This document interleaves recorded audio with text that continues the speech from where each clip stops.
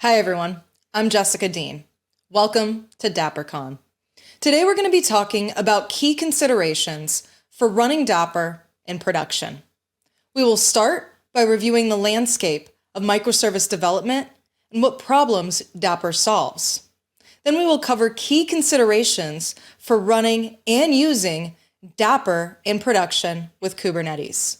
And at the end, we'll walk through some next steps and provide resources to get involved with the Dapper community and learn even more. Let's start with a brief overview of microservice development and how Dapper simplifies this for us. No matter what industry we're in, writing software has common patterns. We reduce costs by only using the resources we need and scaling out when additional resources are required. Applications are being broken down into units of functionality, each exposed as a service. We want to focus on adding business value and not managing infrastructure. So we leverage serverless platforms and use DevOps best practices. And the number of programming languages seems to never stop growing, and we should always use the best language for the task at hand. On the surface, microservice development seems simple enough. It's a micro or small service and not a giant scary monolith. However, there are limited tools and runtimes to support truly distributed development. And many of the frameworks are tightly coupled to a specific language or development stack. A typical microservice application might look like this: several small, purpose-built services all talking to each other. Some of the services also talk to external resources to store state or ingest events. Getting an application like this up and running and keeping it running has proven to be challenging. At its core, Dapper is a set of building blocks, including service-to-service invocation, state management, pub/sub, bindings, and secrets management, with support for the actor model and observability right out of the box. We can use as much or as little as we like. For example, if we have already solved service-to-service invocation, but need help with state management, we can just use the state management building block. Or if we're starting from nothing, we can use it all, allowing us to focus on what matters, adding business value. Any language that can send an HTTP or gRPC request can use these building blocks. This is one of the reasons Dapper is so powerful. Not only can applications that leverage Dapper use any language, they can be run on any infrastructure. The components are the real magic behind Dapper. Switching from Redis to Cosmos DB or from RabbitMQ to Azure Service Bus requires zero code changes. We simply update our configuration and the code gets to stay the same. If we do not see a component we need, no problem. They're all open source and we can add whatever we need by simply submitting a pull request. The goals are to take years of experience and best practices and make them easy to use for any language and on any stack. Dapper is driven by standards and provides a consistent, portable, and open API that can be extended and used in any cloud and on the edge. It was developed by the cloud-native community as a way to ease distributed application development. To recap, Dapper offers best practice building blocks, consistent, portable, and open APIs, extensible and pluggable components. It supports any language or framework, it's platform agnostic, and it's community-driven and completely vendor-neutral. Now that we understand microservice development challenges and Dapper's goals better, let us shift our focus to deploying Dapper in production. There are 5 Dapper control plane deployments: operator, sidecar injector, sentry, placement, and dashboard. When deploying Dapper in a production-ready configuration, it's recommended to deploy with a highly available configuration of the Dapper control plane. A highly available configuration will create 3 replicas of each Dapper control plane pod in the Dapper system namespace. And it allows the Dapper control plane to survive Kubernetes node failures and other outages. When using Dapper in production with Kubernetes, you should also run a Kubernetes cluster of at least 3 worker nodes to support a highly available installation with the Dapper control plane resource requests and limits also defined. While resource settings requirements will vary depending on cluster size, The resource request and limits table here shows a good starting point, though individual testing will be needed to find the right values for your environment. You can install Dapr one of three ways. First, you can use the Dapr CLI. This is the recommended way to get started with Dapr. Second, if you prefer, you can use Helm. If you choose to use Helm, it's recommended to create a values file instead of specifying parameters on the command line. This file should be checked into source control so you can track changes made to it. It's important to note the latest Dapr Helm chart no longer supports Helm version 2. You will need to migrate from Helm version 2 to Helm version 3 if you wish to use this installation method. Third, if you're using Dapr in production properly, you will have continuous integration and continuous delivery configured for your application delivery. If you're familiar with GitHub Actions and are using it for your CI/CD, Dapr can be integrated with GitHub Actions via the Dapr tool installer available right in the GitHub Marketplace. This installer adds the Dapr CLI to your workflow, allowing you to deploy, manage, and upgrade Dapr across your environments. Here are examples of the 3 different ways to install and deploy Dapr. You can see using the Dapr CLI is the easiest, as it's one line of code. Helm requires a few extra steps, but you can check in your configuration to source control, thus allowing you to track configuration changes. Finally, with GitHub Actions, there is a native step allowing you to set up Dapr on your GitHub Actions runner, thereby providing access to the Dapr CLI. The Dapr Setup Dapr action will install the specified version of the Dapr CLI on macOS, Linux, and Windows runners. Once installed, you can run any Dapr CLI command to manage your Dapr environments. Notice both the Dapr CLI and Helm examples use a flag to enable high availability for Dapr. Like installing Dapr, you can use the Dapr CLI or Helm to upgrade Dapr in Kubernetes. It also supports zero-downtime upgrades. The upgrade path looks a little like this. First, update the CLI version. This is optional, but recommended, as this will upgrade the CLI for the client. This can be your workstation or your CI server or runner. Second, update the Dapr control plane itself. This is what is deployed in the Dapr system namespace and is made up of those 5 deployments we spoke of earlier. Third, update the data plane. These are the Dapr sidecars deployed right alongside your app. Again, here are 2 examples of what an upgrade command would look like whether you're using Dapr CLI or Helm.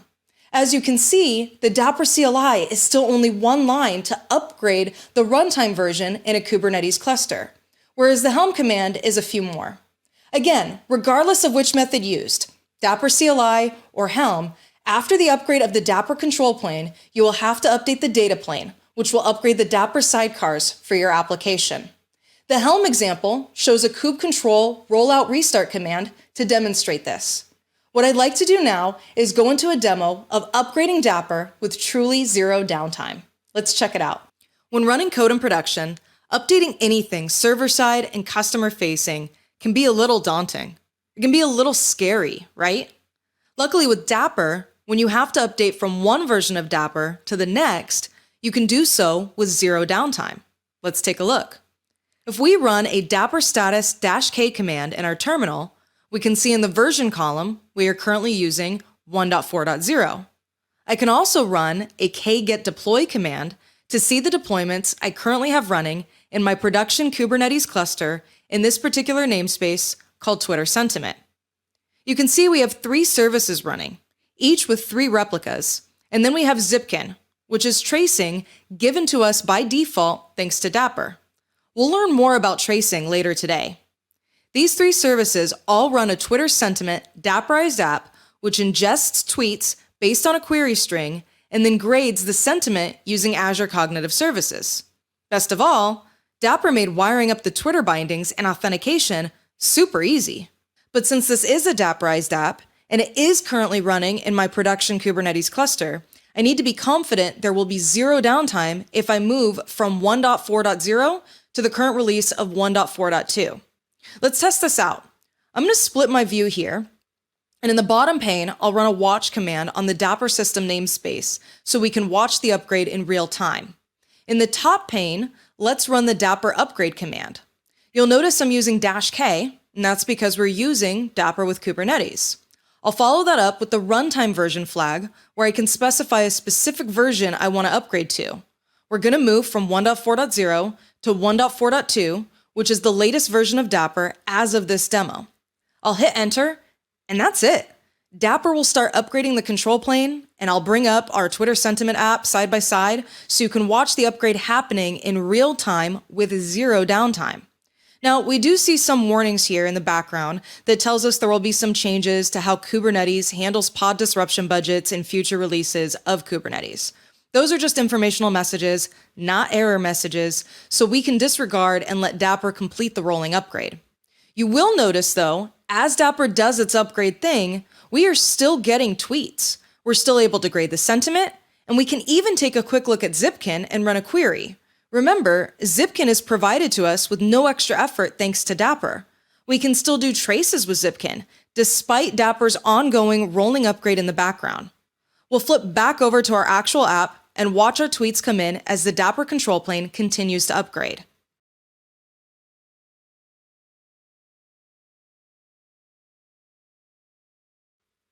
And there we go. The Dapr control plane has been successfully upgraded to Dapr version 1.4.2, and the entire time the upgrade was happening, we didn't have any downtime for our application itself. Let's perform a quick sanity check to ensure we are now, for real, on the 1.4.2 version. We'll run Dapr status -K, and you can see in our version column, we now have updated to exactly what we'd expect, 1.4.2. Fantastic. All right. Now that we have covered installing and upgrading Dapr in production, let's move on to security. Dapr supports in-transit encryption of communication between Dapr instances using Sentry, a central certificate authority. Here's an example application with two services, Service A and Service B. Thanks to Dapr, all communication between Services A and B is done so securely using mutual authentication, or mTLS. Dapr is implemented using the common sidecar pattern where a second process runs alongside our main process. The main application uses HTTP or gRPC requests to call into the Dapr sidecar to take advantage of the desired building block. And the sidecar instances securely communicate with one another, as we can see here. Now, why is this so important? I'm so glad you asked. mTLS offers a few key features for network traffic inside your application. First, it offers two-way authentication, the client proving its identity to the server and vice versa. And second, it offers an encrypted channel for all in-flight communication after two-way authentication is established. With Dapr, there isn't any extra work needed to get this up and running. Dapr includes an on-by-default automatic mutual TLS that provides this in-transit encryption for traffic between Dapr sidecars. It also manages workload and certificate rotation. It does so with zero downtime to the application. You can even bring your own certificates. If custom certificates have not been provided, no worries. Dapr will automatically create and persist self-signed certs valid for 1 year. In Kubernetes, the certs are persisted to a secret that resides in the namespace of the Dapr system pods, making it accessible only to them. This slide shows how the Sentry system service issues certificates for applications based on the root issuer certificate that is provided by an operator or generated by the Sentry service and stored as a Kubernetes secret object. mTLS settings for Dapr reside in a configuration file. Here you can see all the available settings for mTLS in a configuration resource object. By default, a workload cert is valid for 24 hours and the clock skew is set to 15 minutes, though you can change this as needed. What I'd like to do now is jump into a short demo where we show you how granular you can get with your mTLS settings configuration. Let's check it out. Do you like SSL? Would you say you love SSL? You should love SSL. SSL makes your life secure. I like SSL, but maintaining it can be an absolute pain. Maintaining SSL means ensuring your SSL does not expire and ensures it's properly implemented. Now, would you say you love mutual SSL? Probably not. It can be an even larger headache since mutual SSL, otherwise known as mTLS, doubles your burden because the same thing has to be implemented in two places. It's a mutual exchange between two services where both services are assured of the other's identity. Lucky for us, Dapr takes care of all of that by default. Dapr supports in-transit encryption of communication between Dapr instances using Sentry as your central certificate authority. If you'd like, you can bring your own certificates or allow Dapr to automatically create and persist self-signed root and issuer certs for you. To confirm mTLS is enabled on your Kubernetes cluster with Dapr support, simply run the Dapr mTLS-K command. You should see confirmation mutual TLS is enabled, which it should be unless you explicitly disabled it when initializing Dapr. mTLS settings reside in a Dapr configuration file, which in turn creates a Dapr configuration resource object. The default settings are 24 hours for clock skew and 15 minutes for time to live, but you can change those based on your needs or desires. Example, let's update ours here to 5 seconds for clock skew and 15 seconds for our time to live.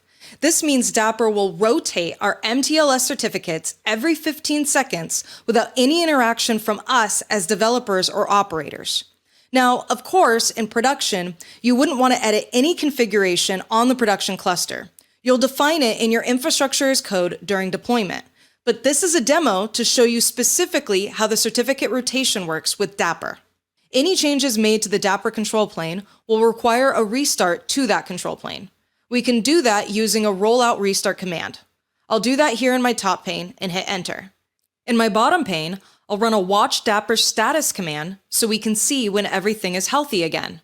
Remember, as we saw in our zero-downtime video, any changes made to our control plane will not affect our Dapperized apps running. Great.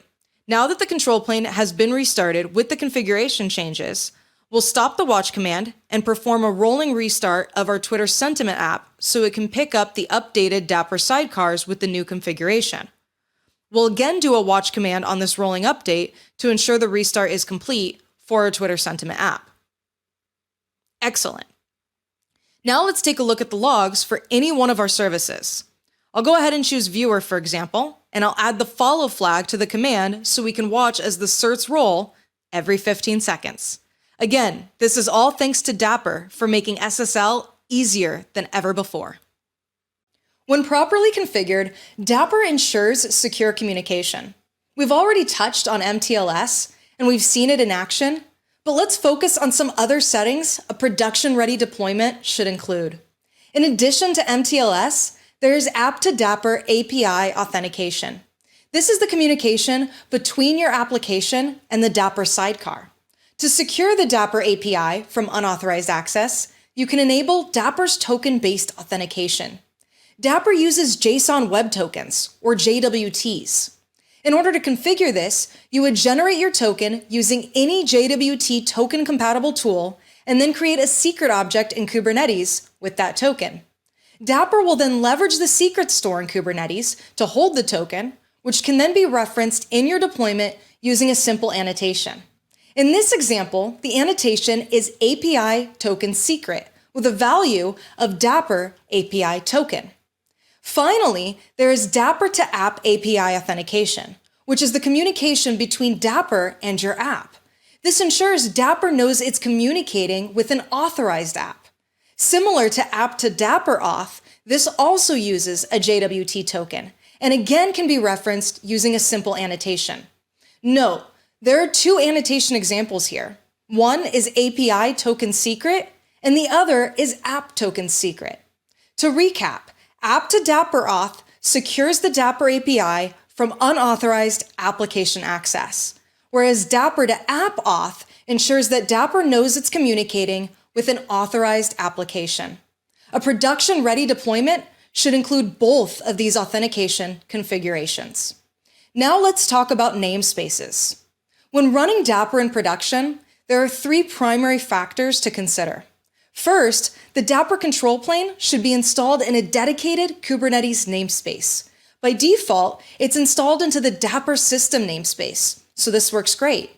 Second, while not a technically required practice, it's important to note Dapr supports scoping components for your apps. This can and should be enabled according to your security needs. You can see in the example under metadata, we have scoped the Redis state store component to the production namespace. An alternate example is if you're using Helm and you want to scope it to the release namespace for your Helm chart. Finally, you will want to consider your service invocation. When using service invocation with a Dapperized app in a namespace, you will have to qualify it with that namespace.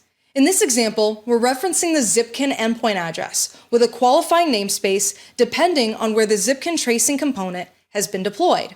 If we use the production namespace we saw in the Redis component on our previous slide, this Zipkin address would read http zipkin.production.svc.cluster.local, etc.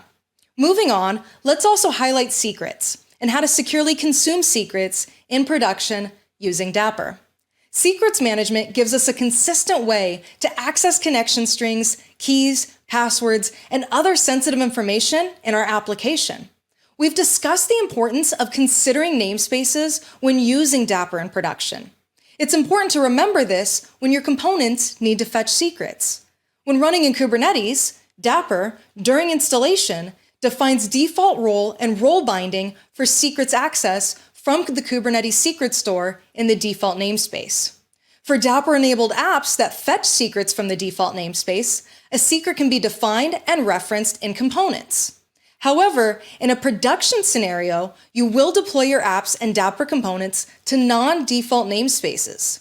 If those Dapr-enabled apps are using components that fetch secrets from non-default namespaces, for example, Twitter Sentiment, which is the namespace we have used for our sample app, you'll need to configure the proper role and role binding for that namespace.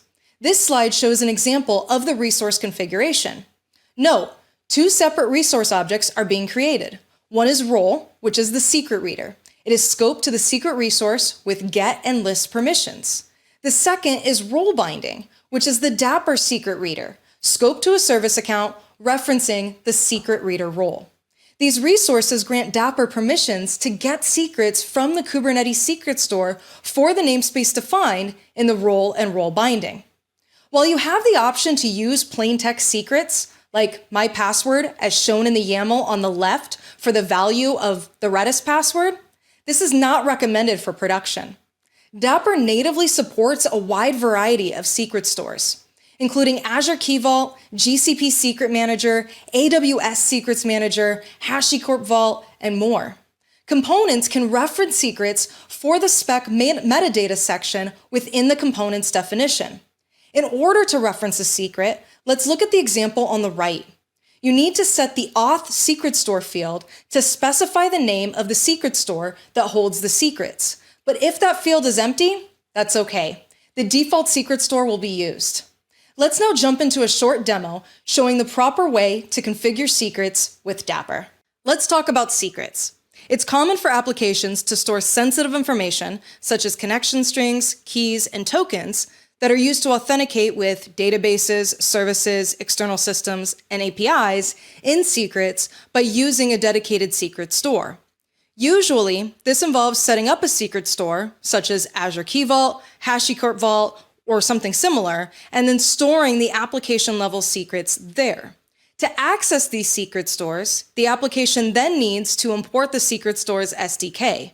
This may require a fair amount of boilerplate code that is not related to the actual business domain of the app, and so becomes an even greater challenge in multi-cloud scenarios where different vendor-specific secret stores may be used. This is where Dapr comes in. In an effort to make life easier for devs, Dapr has a dedicated secrets building block API that allows you to get secrets from a secret store. Take our Twitter Sentiment app, for example. There are a lot of secrets we need to store for this app to work. Remove the vendor-specific secrets like connection strings to storage accounts and Azure Cognitive Services. We need secrets to authenticate with the Twitter API. We connect our app to the Twitter API through a Twitter binding component, where we pass 4 required secret parameters: our consumer key, consumer secret, access token, and access secret. We can take a look at how that binding is currently configured, where we have simply passed values to our deployment and then performed a base 64 encryption on it. While this certainly works, it's not really secure and it doesn't utilize secret storage, which would be the appropriate way to address these secrets. To fix this, we can create a secret object in Kubernetes with this data, again, still encrypted. This will now be backed by whichever secret storage you have configured Dapr to use. In this case, we are simply using the Kubernetes secret store. Once you define your secret object, you will then reference those values in your Dapr component. We can do that easily with our Twitter bindings component by referencing the secret we just created and then subsequently the key for each secret. I'm going to save this and let's redeploy our app.